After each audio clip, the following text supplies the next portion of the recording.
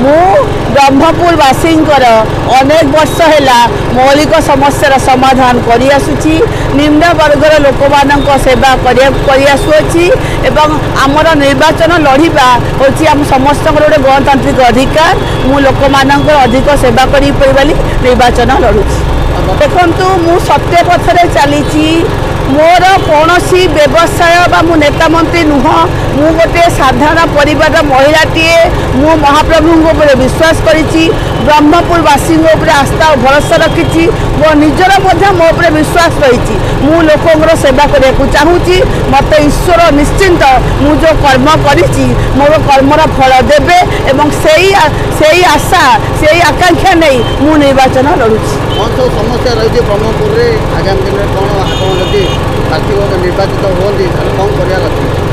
ब्रह्मपुर तो समस्या पर समस्या केते जन ग्यारंटी देइचंती केते जन प्रतिश्रुति देइचंती किंतु ब्रह्मपुर में केते तलु खसाई आपण माने जानिथिबे एठी शिक्षा स्वास्थ्य व्यवस्था विपर्यस्त ट्रैफिक समस्या समाधान हेनी रिंग रोड सरी पारुनी एयरपोर्ट सरी पारुनी शहर तली अंचल मिसी पारुनी शहर प्रॉपर प्लानिंग नहीं पार्किंग सुविधा नहीं आज युवपीढ़ी बेकार आज मुख्य रास्ता ऊपर छक मान शौचालय नहीं आ कौन कहबे तो नाई नाई रे शहर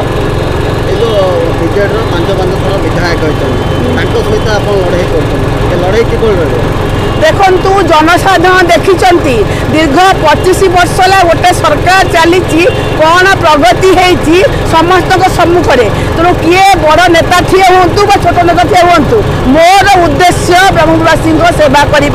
तेणु मु सेवा करवा हूँ मोर जीवन व्रत कहीं मुझे सहर बोहू तेणु किए भी ठिया हूँ मुझे सबू कि माने रखुनी मोर केवल गोटे उद्देश्य मुझे ब्रह्मपुर को बहुत आगक नहीं पारि एवं ब्रह्ममय करी तेणु से ही आशा भरोसा ब्रह्मवासी एवं ईश्वर रूप नहीं मु सत्य पछरे चली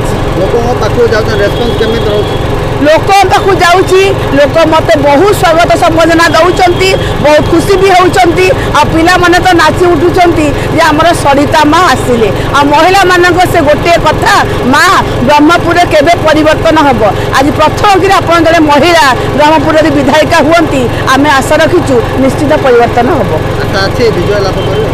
देखु आशा